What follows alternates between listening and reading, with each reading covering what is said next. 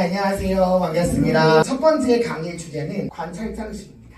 사람들은 자기 스스로 자발적으로 창조하는 것을 극도로 싫어한다. 그 이유가 뭡니까? 여러분들, 자발적인 마음을 쓰지 않는 이유가 뭘까요? 분명히 상황은 벌어지는데 내가 해결할 수 있는 영역인데, 분명히 예를 들면 문 앞에서 기차처럼 다 상황이 지나가는데 여러분은 여러분 문제와 관련돼도 절대로 자발적으로 나서진 않거든요. 직접적인 피해가 와야 몸이 움직여요. 직접적인 관련이 있어야 움직여지거든요. 절대로 그 상황을 주체적으로 해결하거나 문제를 발견하려 하지 않아요. 그래서 지금 이 시대는 창의적인 마인드가 필요한 시대거든요. 문제를 스스로 발견할 줄 알아야 된다. 그 말은 뭐냐면, 문제가 발생해야만 당하는 것이 아니라 어떤 문제가 발생되는지를 스스로 파악할 수 있는 눈이 있어야 된다.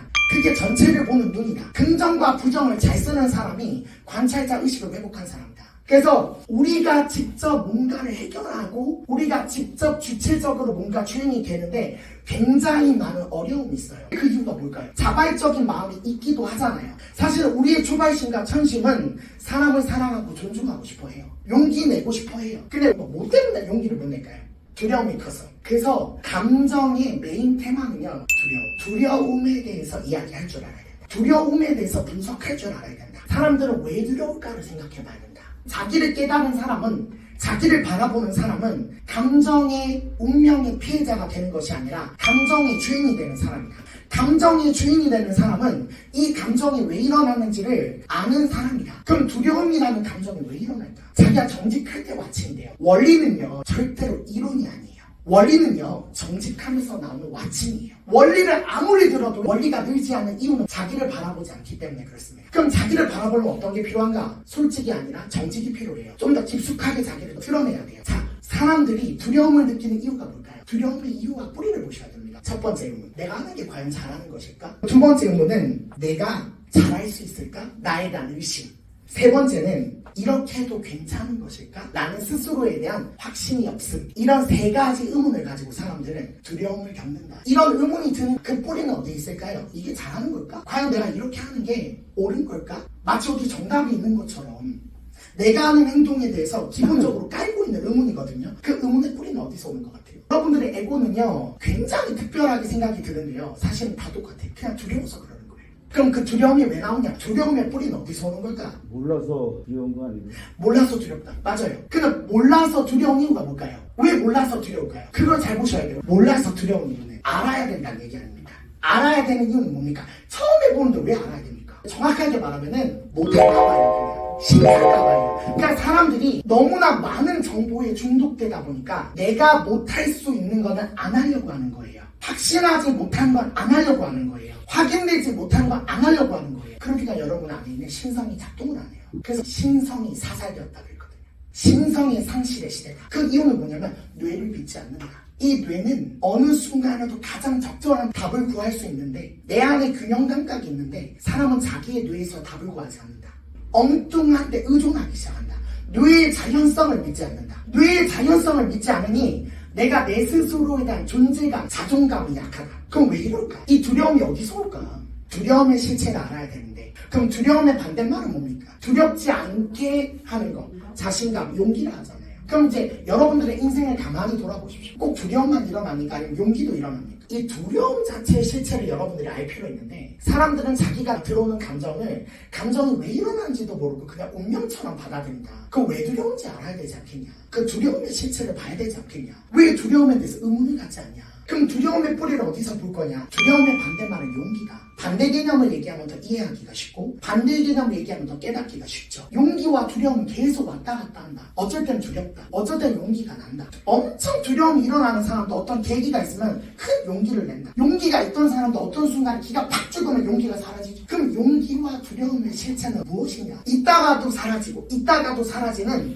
이 실체는 무엇이냐? 간단하다. 용기와 두려움은 누가 만들어내는 겁니까?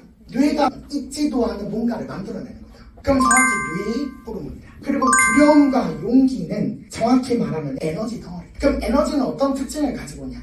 양과 질이 있다. 양과 질이 있는 것의 특징은 상이란다. 그래서 두려움의 실체는 에너지고 용기의 실체도 에너지다. 에너지는 만들어지는 것이다. 그럼 그 만들어지는 것의 정체는 양과 질을 가지고 있다. 양과 질을 가지고 오는 것을 상이란다. 그럼 감정은 뭐다? 상이다. 감정은 뭐다? 에너지다. 그럼 여러분들은 뭘 다룰 줄 알아야 되냐? 두려움이든 용기든 에너지를 다루는 법칙을 알아야 된다.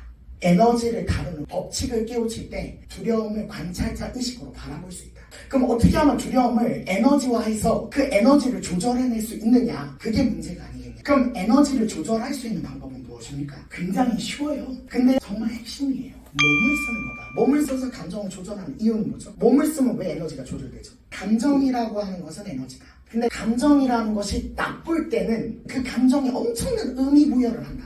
감정이라는 것이 좋을 때는 또 운명처럼 의미 부여를 한다. 그냥 다 에너지일 뿐인데. 그럼 에너지를 다루는 방법을 알아야 되지 않겠냐? 에너지는 현상이다. 에너지는 육체에서 벌어지는 호르몬의 작용 자체다. 근데 감정이라고 하는 녀석의 특징은 뭐 억제한다고 조절될 수 있는 건 아니다. 풀어준다. 그 풀어준다는 관찰자가 하는 말이다. 감정이 억압이 되고 두려움에 매이면 그 감정이 내가 돼서 하루 종일 그 감정 속에 있잖아요. 근데 그 감정이 지나가도록 허용한다면 그 감정은 더 이상 내가 아닌 게 되잖아요. 근데 감정을 왜 붙잡습니까? 욕망 때문에 그렇습니다. 그 감정을 붙잡는 이유는 그 감정으로 증명하고 싶은 자기의 스토리가 있는 겁니다.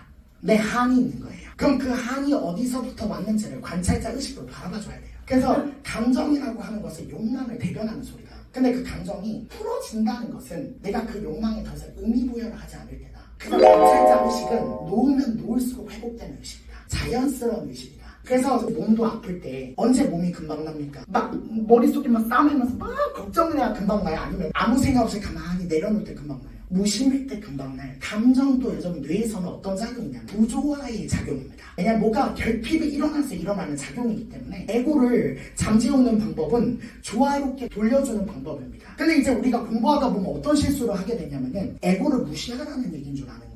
에고는 조절하는 대상이지 무시하는 대상이 아니잖아요. 근데 에고라는 것이 삶의 중심이 돼서 에고 전체가 삶의 모토가 된다는 것은 그것은 삶의 낭비가 맞습니다. 욕망이 삶의 가치인 것은 삶의 낭비가 맞습니다. 방향성은 그러하나 인간이 육체가 있기 때문에 식색수가 있고 식색수가 어떻게 작동하는지를 바라봐 주는 것은 자기를 관리하고 자기를 테크닉적으로 경영하는 데 최고의 방법이죠. 그래서 여러분은 이 육체가 뭐 때문에 기분이 이렇게 무기력한지 뭐 때문에 우울한지를 알아주셔야 돼요. 알아주기만 해도 풀어지기 시작합니다. 그래서 그 욕망을 잘 돌봐줄 줄 아는 사람이 자기에 대한 최고의 테크놀로지를 가진 사람입니다. 휴먼 테크놀로지입니다. 그래서 감정학이라고 해요. 에고의 가장 메인 테마는 감정이에요.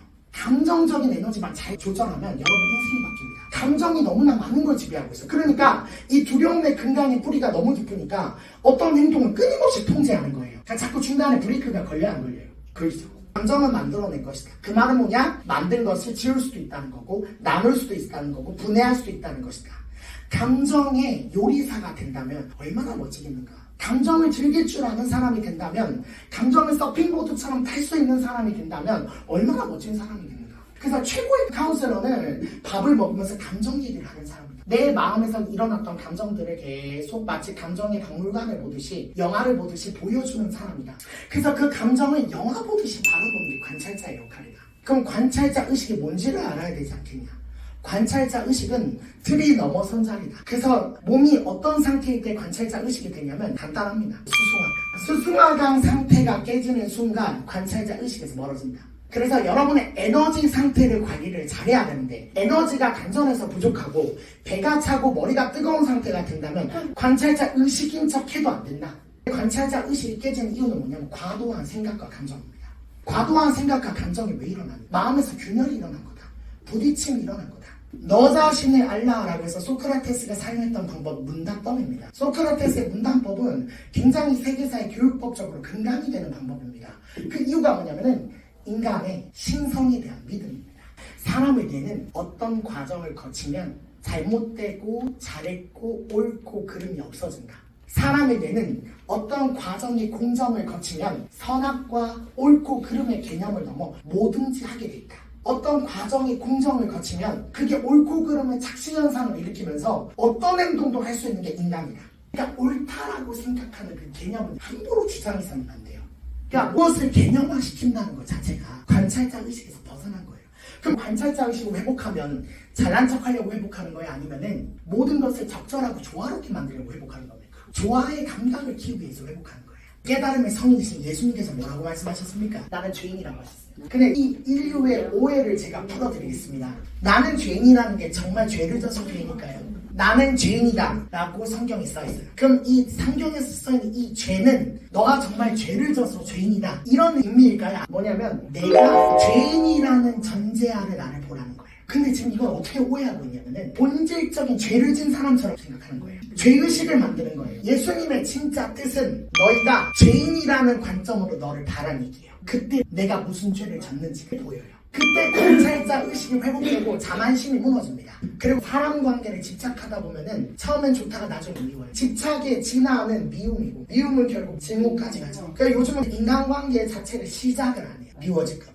이게 역방향의 사랑이고 순방향으로 사랑이 간다면 효중도로 진화합니다. 관계가 존중의 관계 그리고 합의되는 관계, 결혼의 관계로 바뀝니다. 그래서 어떻게 하면 더 존중하고 사랑할 수 있을까? 어떻게 하면 나의 에고를 내려놓고 상대를 더 용서할 수 있을까? 이게 고민이 되는데 역방향의 사랑이 되면 미워져요. 집착해서 미움이 나옵니다.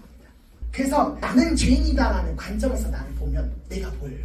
양심, 혼, 변하지 않는 기준 이것이 바라보는 기준으로 가야 됩니다. 그래서 관찰자 의식을 회복하시면요 모든 업무 처리 속도가 5배가 빨라지실 겁니다. 그리고 어떤 일을 결정할 때 훨씬 더 균형 있는 선택을